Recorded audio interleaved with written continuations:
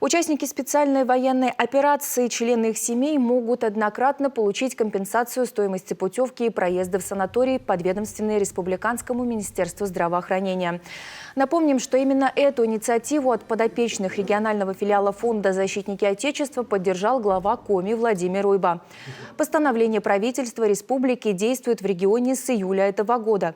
В Министерстве труда, занятости и социальной защиты Коми пояснили, что компенсация затрат на путевку предоставляется в размере до 55 тысяч рублей, а затрат на проезд к месту санаторно-курортного лечения – до 20 тысяч.